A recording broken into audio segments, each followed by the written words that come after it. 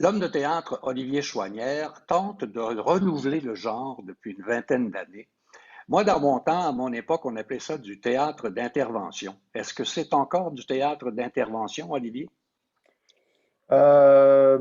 Intervention, pour moi, ça désigne quand même un certain type d'interactivité avec le public et l'espace Ouais. public. Il reste que, je dirais plutôt que c'est une performance dans l'espace public et l'interaction n'est pas nécessaire. Ben, elle est là avec le monde extérieur, elle est là avec l'espace que les spectateurs et l'acteur vont traverser, mais je tiens quand même à la dénomination de déambulation sonore parce que ça dit bien ce que ça veut dire. C'est la Euh, définition actuelle, parce que ça demeure quand même un geste politique. On est dans la société, en interaction avec du vrai monde. je dirais que c'est un geste ouais, fondamentalement politique parce que le théâtre là, se retrouve confronté au réel, puis se retrouve dans l'espace public et surtout actuellement avec ce que l'espace public est Mhm. devenu en temps de COVID, en temps de pandémie. C'est un geste d'autant plus politique, je dirais. Ouais. Vers solitaire, c'est le projet. C'est un projet qui rumine depuis un certain temps, j'imagine, mais c'est un projet qui se multiplie par quatre. Donc, il y a quatre personnages différents, il y a quatre situations différentes et quatre, enfin, on joue dans le 4 par 4 là. Qu'est-ce qui se Ben, passe exactement? il faut savoir à la base que donc, le spectacle se décline, donc ça s'adresse à un spectateur à la fois. C'est un spectateur en solitaire qui va suivre un acteur à travers un parcours. Tous deux écoutent la même bande sonore via des écouteurs et un téléphone portable. Et donc, c'est une partition et un parcours. Et là, j'ai proposé à quatre metteurs en scène de travailler à quatre interprètes différents et De leur choix? de leur choix et en quelque sorte, de réinterpréter avec ce cadre-là, qui est, bon, ça reste la même bande sonore, ça reste le même parcours, mais il y avait le choix de décider quel est le personnage qui va faire cette traversée-là, cette odyssée-là à OK. travers la ville. Et donc, les quatre metteurs en scène ont fait des propositions complètement différentes, créant des personnages et des situations complètement différentes, mais avec le même texte. C'est ça, le texte d'origine est le tien. C'est Mais, c'est- c'est moi qui ai écrit le texte. ouais, Qui se traduit, c'est une bande sonore qui est faite d'ambiance, de bribes de conversation, parce que la genèse ce qui a été la bougie d'allumage du texte, ce sont des bribes de conversation qu'avec le concepteur sonore, on a enregistré sur la rue. Ça finit OK. par créer un dictionnaire, un vocabulaire qui a créé le personnage, la voix qu'on entend tout le long du parcours, puis qu'on a baptisé le vers solitaire. Des exemples Des exemples de textes? de textes, de commentaires du public, de gens qui, vous avez Ah, pigé les choses. En fait, c'est sûr que ça allait dans toutes sortes de directions. Sans doute qu'au Ouais. moment d'écrire le texte, j'avais moi-même un certain biais.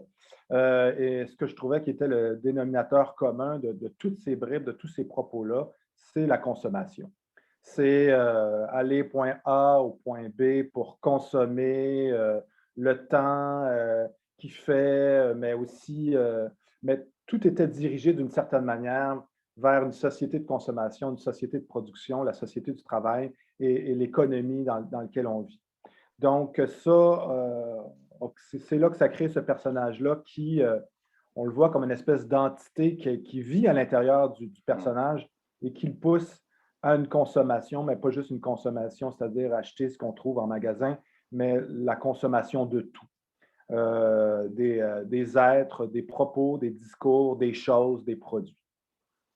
C'est, en quelque part, j'ai lu dans l'information que il était question de peur aussi, que ça évoque la peur de l'autre. Qu'est-ce qui peut évoquer la peur de l'autre? Ben, je te dirais tout simplement le contexte dans lequel on est en ce moment. Euh, le fait, je dirais juste de se promener dans l'espace social masqué fait que l'autre peut toujours être je n'irais pas jusqu'à dire un danger, mais l'autre avec un grand A peut toujours susciter certaines inquiétudes. D'ailleurs, OK. on le voit là en travaillant au centre-ville depuis un an, la sécurité s'est multipliée par 10 au Oui. centre-ville. Donc, la peur est toujours là. Euh, et ce qu'il y a d'intéressant à travers la déambulation sonore, c'est que le personnage est le spectateur est à la fois témoin, le confident du personnage qui se trouve devant lui et qui, Oui. par son attitude et par le simple fait de peut-être d'une chorégraphie, d'une gestuelle plus théâtrale, Oui. provoque des réactions dans l'espace réel qui est traversé. Ce qui est intéressant aussi, c'est que soudainement, du fait de la bande sonore, du fait que le personnage, l'acteur, l'interprète agit comme un prisme à travers, on se met à regarder toute la société, mais c'est comme si toute la société, l'espace public, les badauds, les voitures, les gens qu'on croise dans la rue faisaient partie de la fiction et c'est vraiment, ça donne vraiment à un moment donné le sentiment que tout est mis en scène, en fin de compte. Qu'est-ce qui est insatisfaisant dans l'état du théâtre tel que pratiqué par la grande majorité des créateurs et votre proposition? Ben, je ne peux pas parler pour les autres, mais c'est sûr que je suis allé vers cette forme-là parce qu'elle me semblait avoir un sens, ne serait-ce que par sa forme, puisque c'est un spectateur qui suit un acteur à 2 mètres de distance, Ouais. masqué. Donc, il y a un rappel de ce que l'on vit. Je dirais que mes propres insatisfactions par rapport au théâtre ont toujours été liées au fait que le théâtre est toujours en décalage par rapport pas juste à OK. l'actualité, mais par rapport au présent qu'on est en train de vivre. Là, le théâtre a été mis sur pause, a repris, mais Ouais. des fois, je peux parfois chercher quel est le lien par rapport à la situation et le présent qu'on est en train de vivre là, aujourd'hui, en 2021. Et moi, je trouvais certaine forme de C'est une réponse. réponse. Oui, complètement. Ouais. Complètement à ce qu'on vit en ce moment. Est-ce qu'il y a quelque chose de l'ordre de l'embourgeoisement du théâtre qui vous rend mal à l'aise un peu? Euh, Tu sais, le théâtre, pour moi, a toujours été lié de par sa forme et peut-être socio-économiquement bourgeois. J'ai pas de difficulté avec la bourgeoisie du théâtre. Ouais. Euh, mais j'ai plus de difficultés par rapport au décalage. Euh, on est toujours. Puis, bon, c'est peut-être aussi de par son répertoire, c'est pas parce qu'on travaille du répertoire qu'on est nécessairement pas contemporain du présent dans lequel on vit. Au contraire, on peut monter, par exemple, Molière, puis être tout à fait contemporain de son temps. Euh, mais je dirais que c'est beaucoup plus les modes de production et de diffusion du théâtre et de comment on fait le théâtre qui nous met, nous, comme créateurs, en décalage, en déphasage par rapport à la société, parfois. Et les grands problèmes aussi de financement du théâtre, de production, de coûts de production et tout et tout. En Ben, terminant, oui, oui. Oui, vas-y. ben, c'est sûr que c'est un effet collatéral, disons. Mais Ça. ouais. Ça sera Euh, un autre débat, disons. Concrètement, Olivier Chouanière, ça se passe comment? Concrètement. C'est à partir du 5 octobre prochain. Oui. Donc, il faut aller sur le site Internet de l'activité, donc l'activite.com, pour réserver son billet, puisque on est complètement autonome dans cette aventure-là. On n'est pas lié à un théâtre. L'activiste.com. L'activite.com. D'accord. Et à partir de Euh, ce moment-là, on s'inscrit. on s'inscrit et donc il faut choisir une heure de départ, une date et une heure de départ pour un départ individuel.